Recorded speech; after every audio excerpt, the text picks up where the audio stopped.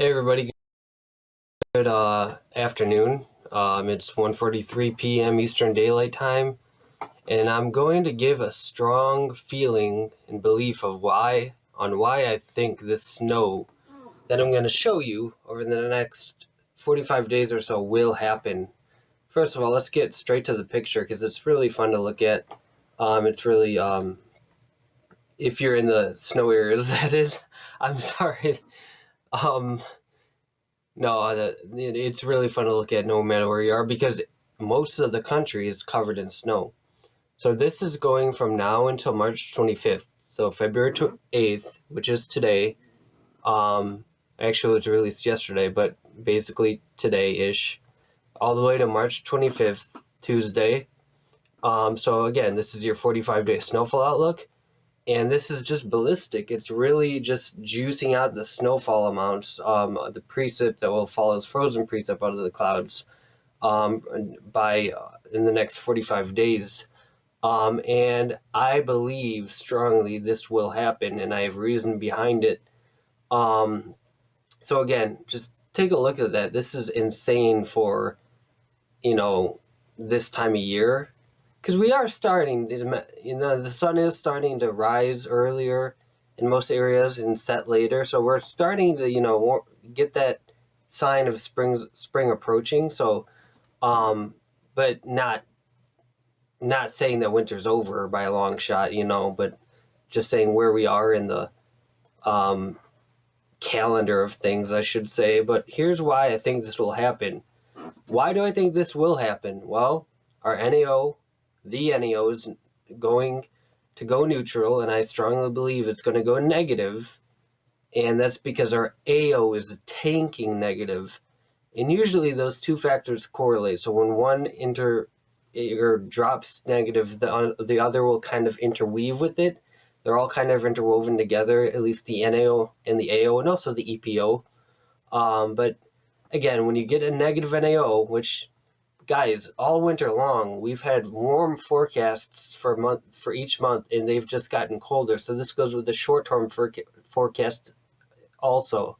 I expect this to simply go negative based off of the pattern we've been seeing. It's just like based off the past 3 months. You got to learn from past experiences and whatnot. And basically, if you see the model continuing to go cold when it's warm, and you just got to go with that. I mean, that's just kind of common logic. But again, there's more reason as to why I believe this will happen. And the second reason rather, is the AO is going to tank, baby. And this AO is going to tank so far south. I haven't seen it this negative, to the best of my memory, since the winter of 2009, 2010, and that Snowmageddon year. I believe it was December, all the way through January and February. So we're going to get a little taste of that, which makes sense as to why we're forecasted so much snow. I mean, we're talking an AO of about 4 deviations below normal. That's just game on for extreme cold in the eastern half of the USA. Now, the NAO has more to do with cold and snow. It involves lower pressures and colder temperatures, so it's kind of a combination. It's kind of like the AO, but with precip involved. Why will this happen? Number 4, which is actually the number 3, because the first one was mislabeled. So here's why I believe this will happen. My third reason. This is our MJO, and weather is all cyclic. So when you start to see, actually, yeah, here in the USA, we're in that energetic MJO energy pulse. So when we have that, things start to get cooking, juicy in the atmosphere. Oh my goodness. If you see in the springtime in active MJO, you get thunderstorms popping and cropping up all over the place. It's like an active cape. You just get a lot of juice for those thunderstorms and waiting for those cold fronts to drop south from Canada, and then you have explosions basically in the atmosphere, cumulonimbus clouds, etc. So basically, we have an active MJO here in the USA, and this looks healthy to me. This looks like it will strengthen, in other words. It looks fresh in pulp. So I expect that to enhance and grow stronger with greater energy over the USA over the next 2 to 3, maybe even 4 or 5 weeks. So I do think I can officially say winter will end with a bang this year. I've said that a lot of years, but it didn't follow through. But I think this year is golden for it, the pattern at least.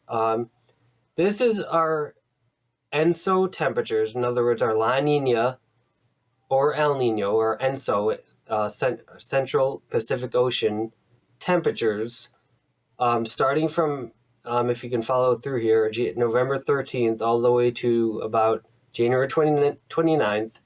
And as you can see, our La Nina is strengthening. And that's just what the Jamstack predicted, although the funny part here is the Jamstack got the La Nina spot on, but it didn't get the winter forecast for cold and snow spot on, or at least cold, because they don't have a snow forecast. They just have a precip forecast. But that's very interesting. This is an amazing time to get into weather enthusiasm or meteorology, even if it's just a hobby like myself. And again, why? Because there's just so many new things to be discovered each day in this field, and I'm thankful for it every day, and thank God for it too. And I hope you guys enjoyed this update. Maybe be sure to like, share, and subscribe for more long-range weather content in the future. Bye, guys. Thanks for watching. Have a great day. Peace out.